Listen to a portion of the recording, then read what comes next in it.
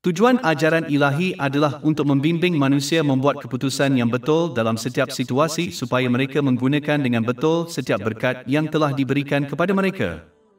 Ini akan membawa kepada ketenangan fikiran di kedua-dua dunia, melalui mencapai keadaan mental dan fizikal yang seimbang dan meletakkan segala-galanya dan setiap orang dengan betul dalam kehidupan mereka sambil membuat persediaan secukupnya untuk accountability mereka pada hari penghakiman. Bab 4 An-Nisa, ayat 105.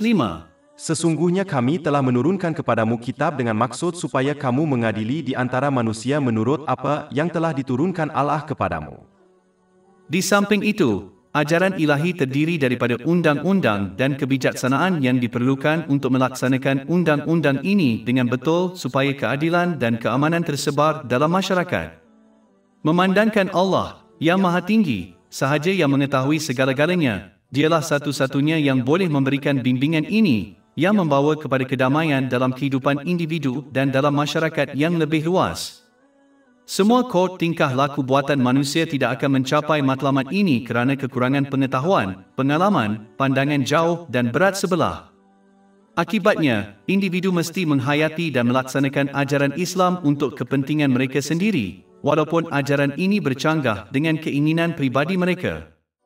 Mereka harus bertindak seperti pesakit yang berhemat yang mengikut nasihat perubatan doktor mereka, memahami bahawa ia adalah untuk kepentingan terbaik mereka, walaupun ubat-ubatan tertentu tidak menyenangkan dan regimen diet yang ketat. Sebagaimana pesakit yang arif ini boleh mencapai kesejahteraan mental dan fizikal yang lebih baik, begitu juga individu yang menerima dan mengamalkan prinsip Islam. Walaupun ramai pesakit mungkin tidak memahami rasional saintifik di sebalik rawatan yang ditetapkan mereka dan dengan itu meletakkan kepercayaan mereka kepada doktor mereka, Allah Ta'ala, bagaimanapun, menggalakkan individu untuk merenungkan ajaran Islam untuk mengenali kesan positif yang mereka ada dalam kehidupan mereka. Dia tidak memerlukan kepercayaan buta terhadap ajaran ini, sebaliknya, dia menghendaki agar individu mengetahui kesahihannya melalui bukti yang jelas. Ini, bagaimanapun, memerlukan pemikiran yang terbuka dan tidak berat sebelah apabila melibatkan diri dengan ajaran Islam. Bab 12 Yusuf, ayat 108. Katakanlah, inilah jalanku. Aku mengajak kepada Allah dengan hujah, aku dan orang-orang yang mengikutiku. Di samping itu, kerana Allah, yang Maha Tinggi, sahaja yang mengawal hati rohani manusia, tempat tinggal ketenangan fikiran, dia sahaja yang menentukan siapa yang memperolehnya dan siapa yang tidak. Bab 53 An-Najm, ayat 43. Dan sesungguhnya dialah yang menjadikan seseorang tertawa dan menangis. Dan jelaslah bahawa Allah Ta'ala hanya akan memberikan ketenangan jiwa kepada mereka yang menggunakan nikmat yang telah dikurniakannya dengan betul. Bab 4 An-Nisa, ayat 105. Sesungguhnya kami telah menurunkan kepadamu kitab dengan maksud supaya kamu mengadili di antara manusia menurut apa yang telah diturunkan Allah kepadamu. Ayat ini menunjukkan bahawa apabila seseorang dengan ikhlas belajar dan mengamalkan ajaran Islam, mereka akan memperoleh pemahaman, yang melaluinya Allah Ta'ala akan menunjukkan kepada mereka realiti situasi yang berbeza supaya mereka boleh membuat pilihan yang tepat yang membawa mereka kepada ketenangan fikiran. Manakala orang yang mengabaikan ajaran Islam akan memperoleh buta dalaman dan akibatnya mereka tidak akan dapat melihat dan menentukan pilihan yang tepat untuk dibuat dalam setiap situasi duniawi atau agama yang mereka hadapi. Sikap ini akan menyebabkan mereka membuat pilihan yang salah, yang akan menghalang mereka daripada mencapai ketenangan fikiran. Allah, yang Maha Tinggi, kemudian memperingatkan umat Islam melalui Nabi Muhammad, selawat dan salam ke atasnya, agar tidak berkompromi dengan ajaran Islam demi kesenangan manusia dan memperoleh harta duniawi, seperti harta, kerana ini akan menghalang mereka daripada mencapai ketenangan jiwa. Bab 4 An-Nisa, ayat 105. Dan janganlah kamu menjadi pembela bagi orang-orang yang menipu. Seorang Muslim harus sentiasa ingat bahawa meredai orang semasa menderhaka kepada Allah Ta'ala akan menyebabkan mereka menyalahgunakan nikmat yang telah diberikan. Ini akan membawa mereka kepada keadaan mental dan fizikal yang tidak seimbang. Ia akan menyebabkan mereka tersalah letak segala-galanya dan setiap orang dalam kehidupan mereka dan menghalang mereka daripada menyediakan secukupnya untuk pertanggungjawaban mereka pada hari penghakiman. Oleh itu, menggembirakan manusia semasa bermaksiat kepada Allah Ta'ala, hanya membawa kepada kesusahan, tekanan dan kesukaran di kedua-dua dunia. Di samping itu, manusia tidak akan melindungi mereka daripada azab Allah Ta'ala, tetapi jika seseorang itu mentaati Allah Ta'ala, walaupun ia membawa kepada kemurkaan manusia, maka Allah Ta'ala akan melindungi mereka daripada kesan negatif manusia, melalui ketenangan jiwa, walaupun perlindungan ini tidak jelas bagi mereka. Tambahan pula, kerana hampir mustahil untuk menggembirakan manusia, orang yang bertindak untuk menggembirakan manusia sambil menderhaka kepada Allah yang Maha Agung, pasti tidak akan menyenangkan Allah yang Maha Tinggi atau manusia. Akhir sekali, adalah penting untuk diingat bahawa orang yang bertindak untuk menggembirakan manusia tidak akan mendapat ganjaran daripada Allah, walaupun mereka melakukan perbuatan yang baik. Ini telah diperingatkan dalam hadis yang terdapat dalam Jami' at-Tirmizi, nombor 3154. Bab 4 An-Nisa, ayat 105. Dan janganlah kamu menjadi pembela bagi orang-orang yang menipu. Seseorang mesti mengelakkan situasi ini dengan mengamalkan persahabatan yang baik. Menurut hadis yang direkodkan dalam Sunan Abu Daud, nombor 4833, dinyatakan bahawa seorang Muslim cenderung untuk mencontohi gaya hidup para sahabatnya. Ini menunjukkan bahawa individu secara tidak sedar mungkin mengamalkan sifat-sifat, sama ada positif atau negatif, yang ditunjukkan oleh orang sekeliling. Oleh itu, adalah penting bagi seorang Muslim untuk mencari teman individu yang memberi inspirasi kepada mereka untuk mematuhi perintah Allah yang Maha Tinggi, yang melibatkan penggunaan nikmat yang telah mereka terima selaras dengan prinsip Islam. Bab 4 An-Nisa, ayat 105. Dan janganlah kamu menjadi pembela bagi orang-orang yang menipu. Ayat ini juga memberi amaran kepada manusia untuk mengamalkan tingkah laku yang betul terhadap sahabat mereka di mana mereka memberi amaran kepada mereka dari perkara yang buruk dan menasihati mereka untuk melakukan perkara yang baik. Malangnya, kerana kejahilan, ramai yang salah faham dengan definisi sahabat yang baik, seperti saudara atau kawan. Mereka percaya bahawa teman yang baik secara membuta tuli menghiburkan dan menyokong teman mereka dalam setiap situasi, walaupun ketika mereka salah. Mereka percaya bahawa mengkritik rakan mereka secara konstruktif bercanggah dengan definisi sahabat yang baik dan akibatnya mereka hanya bersetuju dengan semua yang dilakukan dan dikatakan oleh rakan mereka, walaupun mereka salah. Seseorang mesti mengelakkan sikap jahil ini kerana sahabat yang baik adalah orang yang menginginkan pasangannya mencapai ketenangan jiwa di kedua-dua dunia. Ini hanya boleh dilakukan apabila mereka memperingatkan mereka dari perkara yang buruk dan menasihati mereka untuk melakukan perkara yang baik supaya mereka menggunakan dengan betul nikmat yang telah dikurniakan seperti yang digariskan dalam ajaran Islam. Oleh itu, seseorang mesti berusaha untuk menjadi teman yang baik kepada orang lain, walaupun tindakan mereka, seperti kritikan membina mereka, bercanggah dengan perasaan dan keinginan sahabat mereka. Orang yang mengamalkan sikap yang salah akan mendapati bahawa hubungan mereka akan menjadi punca masalah bagi mereka di kedua-dua dunia, kerana mereka menggalakkan satu sama lain untuk menyalahgunakan nikmat yang telah diberikan. Bab 43 Az-Zukhruf, ayat 67. Teman-teman karib pada hari itu menjadi musuh bagi sebagian yang lain, kecuali orang-orang yang bertakwa. Bab 4 An-Nisa, ayat 105-106. Dan janganlah kamu menjadi pembela bagi orang yang menipu, dan mohonlah ampun kepada Allah.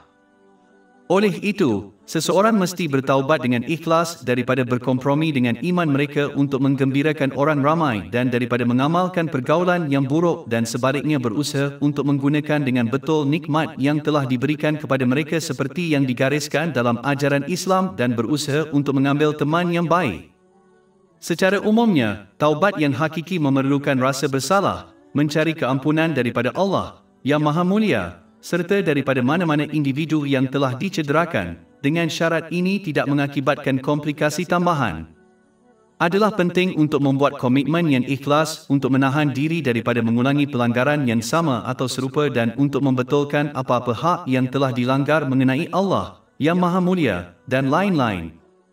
Tambahan pula, seseorang itu mesti secara konsisten berpegang teguh kepada perintah-perintah Allah yang Maha Tinggi dengan menggunakan nikmat yang telah dikurniakannya dengan sewajarnya mengikut prinsip-prinsip Islam. Sesiapa yang memohon ampun kepada Allah Ta'ala dan memperbaiki tingkah lakunya dengan cara ini akan mendapat keampunan dan rahmat Allah Ta'ala. Bab 4 An-Nisa, ayat 106. Dan mohonlah ampun kepada Allah. Sesungguhnya Allah Maha Pengampun lagi Maha Penyayang. Oleh kerana perintah memohon keampunan ditujukan kepada Nabi Muhammad, selawat dan salam ke atas baginda, walaupun baginda dilindungi Allah daripada melakukan dosa, ia lebih menyerlahkan pentingnya taubat yang ikhlas bagi umat Islam. Di samping itu, orang yang mengambil teman yang jahat pasti akan membuat alasan untuk kelakuan buruk mereka, dan jika mereka berterusan dengan sikap ini mereka akan menjadi buta terhadap tindakan jahat rakan mereka yang jahat. Orang yang mencapai tahap ini pasti akan menyertai rakan jahat mereka dalam tindakan jahat mereka. Bab 4 An-Nisa, ayat 107. Dan janganlah kamu berdebat untuk membelah orang-orang yang menipu diri mereka sendiri. Sesungguhnya Allah tidak menyukai orang-orang yang selalu berbuat tipu daya. Oleh itu, ayat ini memberi amaran kepada umat Islam untuk memenuhi hak manusia tetapi meletakkan kesetiaan mereka kepada Allah Ta'ala sahaja. Orang yang meletakkan kesetiaan mereka kepada orang, seperti keluarga dan rakan-rakan, pasti akan mengamalkan sikap ini di mana mereka memaafkan kelakuan buruk sahabat mereka kerana kesetiaan buta kepada mereka. Sedangkan, orang yang setia hanya kepada Allah, yang Maha Tinggi, akan mengutamakan ketaatan kepadanya daripada segala-galanya dan akibatnya mereka akan memberi amaran kepada sahabat mereka terhadap tingkah laku yang buruk dan tidak pernah membuat alasan untuk kelakuan buruk mereka atau menyokong mereka dalam tindakan jahat mereka. Bab 5 Al-Maidah, ayat 2. Dan tolong-menolonglah kamu dalam mengerjakan kebajikan dan takwa, tetapi jangan kamu tolong-menolong dalam dosa dan permusuhan. Jika seseorang gagal untuk meletakkan kesetiaan mereka kepada Allah, yang Maha Mulia, dan sebaliknya tetap setia kepada manusia, mereka pasti akan menyokong orang lain dalam perkara-perkara jahat dengan itu mengamalkan watak jahat. Ini akan menyebabkan mereka menyalahgunakan nikmat yang telah dikurniakan. Akibatnya, mereka akan memperoleh keadaan mental dan fizikal yang tidak seimbang dan melesetkan segala-galanya dan semua orang dalam kehidupan mereka. Oleh itu, orang ini tidak akan mendapat belas kasihan dan kemurahan Allah, sama ada di dunia atau di akhirat. Bab 4 An-Nisa, ayat 107. Oh, sesungguhnya Allah tidak menyukai orang yang selalu berbuat dosa. Ini adalah orang yang mengamalkan sikap dua muka di mana mereka mengubah tingkah laku mereka bergantung kepada siapa mereka berinteraksi untuk kepentingan duniawi, seperti status sosial. Bab 4 An-Nisa, ayat 108. Mereka menyembunyikan niat dan perbuatan jahat mereka dari manusia, tetapi mereka tidak dapat menyembunyikannya dari Allah. Tetapi kerana Allah Maha mengetahui segala niat, ucapan dan perbuatan mereka, Dia akan meminta pertanggungjawaban mereka di kedua-dua dunia dan akhirnya Dia akan mendedahkan mereka sehingga orang yang mereka cuba senangi dengan tingkah laku dua muka mereka akan membenci mereka. Bab 4 An-Nisa, ayat 108. Dan Dia bersama mereka apabila mereka bermalam dalam keadaan yang tidak diterimanya ucapan.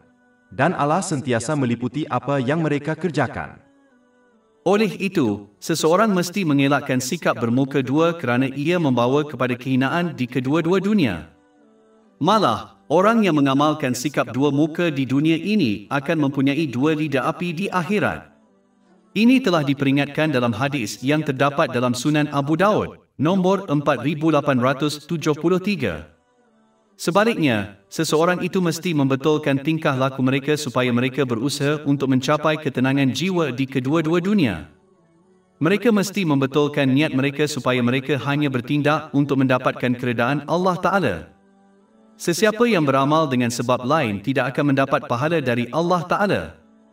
Ini telah diperingatkan dalam sebuah hadis yang terdapat di dalam Jami' At-Tirmizi, nombor 3154. Mereka mesti membetulkan percakapan mereka supaya mereka hanya bercakap yang baik atau diam. Mereka hendaklah memperbetulkan perbuatan mereka supaya betul-betul menggunakan nikmat yang telah dikurniakan sebagaimana yang digariskan dalam ajaran Islam. Ini akan memastikan mereka memperoleh keadaan mental dan fizikal yang seimbang dan meletakkan segala-galanya dan setiap orang dengan betul dalam kehidupan mereka sambil menyediakan secukupnya untuk accountability mereka pada hari penghakiman. Oleh itu tingkah laku ini akan membawa kepada ketenangan fikiran di kedua-dua dunia. Bab 4 An-Nisa, ayat 108. Dan dia bersama mereka apabila mereka bermalam dalam keadaan yang tidak diterimanya ucapan. Dan Allah sentiasa meliputi apa yang mereka kerjakan. Pertuturan boleh dikelaskan kepada 3 kategori yang berbeza. Kategori pertama ialah ucapan berbahaya yang harus dielakkan sepenuhnya. Kategori kedua ialah ucapan yang bermanfaat yang harus diungkapkan pada saat yang sesuai. Kategori ketiga ialah ucapan yang sia-sia. Walaupun jenis ucapan ini tidak berdosa dan tidak berbudi, ia boleh membawa kepada ucapan yang berdosa, menjadikannya dinasihatkan untuk menjauhinya juga. Lebih-lebih lagi, ucapan yang sia-sia boleh mengakibatkan penyesalan pada hari penghakiman, apabila individu merenungkan masa dan peluang yang disia-siakan pada ceramah tersebut. Oleh itu, seorang Muslim digalakkan untuk bercakap secara positif atau berdiam diri. Petunjuk ini disokong oleh hadis yang direkodkan dalam Sahih Muslim, nombor 176. Allah Ta'ala mengingatkan manusia agar tidak menyokong orang lain dalam perkara yang salah kerana ia akan membawa kepada kesusahan bagi kedua-dua belah pihak di dunia. Bab 4 An-Nisa, ayat 109. Inilah kamu, orang-orang yang membantah mereka dalam kehidupan dunia ini, tetapi siapakah yang akan membantah Allah untuk mereka pada hari kiamat, atau siapakah yang akan menjadi wakil mereka? Orang yang salah tidak boleh tertipu oleh orang yang menyokong mereka di dunia ini kerana ini akan memberikan mereka rasa aman yang salah. Mereka tidak akan mendapat keselamatan dan sokongan pada hari kiamat apabila mereka akan diminta pertanggungjawaban atas segala niat, ucapan dan perbuatan mereka. Ia sering dilihat dalam masyarakat di seluruh dunia di mana tokoh-tokoh berkuasa, seperti ahli politik, melarikan diri daripada ditahan kerana tindakan mereka kerana orang lain menyokong bagi pihak mereka, dengan itu melindungi mereka daripada akibat daripada tindakan mereka. Tingkah laku ini tidak boleh memperbodohkan seseorang kerana Allah, yang Maha Tinggi, akan menghukum mereka di kedua-dua dunia, melainkan mereka bertaubat dengan ikhlas. Di dunia ini, orang yang zalim ini pasti akan menyalahgunakan nikmat yang telah diberikan. Ini akan membawa kepada keadaan mental dan fizikal yang tidak seimbang dan ia akan menyebabkan mereka tersalah letak segala-galanya dan semua orang dalam kehidupan mereka. Ini akan membawa kepada kehidupan yang penuh dengan kesengsaraan, tekanan dan masalah walaupun mereka menikmati beberapa kemewahan duniawi. Di samping itu, sikap mereka akan menghalang mereka daripada menyediakan secukupnya untuk accountability mereka pada hari penghakiman. Oleh itu, azab yang menanti mereka di akhirat jauh lebih teruk dan tiada sesiapa pun yang diberi kebenaran untuk membela atau memberi syafaat bagi pihak mereka. Bab 4 An-Nisa, ayat 109. Tetapi siapakah yang akan membantah Allah untuk mereka pada hari kiamat? Atau siapakah yang akan menjadi wakil mereka? Malah, kerana orang ini menzalimi orang, keadilan akan ditegakkan pada hari penghakiman. Pesalah akan dipaksa untuk memindahkan perbuatan baik mereka kepada mangsa mereka, dan jika perlu, mereka akan menanggung dosa mangsa tersebut sehingga keadilan ditegakkan. Ini akhirnya boleh menyebabkan orang yang zalim itu dicampakkan ke dalam neraka. Amaran ini terdapat dalam hadis yang direkodkan dalam Sahih Muslim, nombor 6579.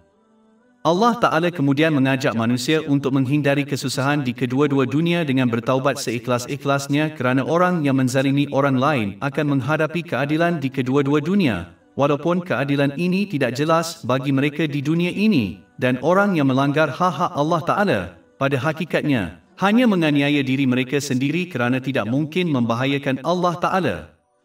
Bab 4 An-Nisa, ayat 110. Dan barang siapa yang melakukan kezaliman atau menganiaya dirinya, kemudian ia memohon ampun kepada Allah, niscaya ia mendapati Allah Maha Pengampun lagi Maha Penyayang.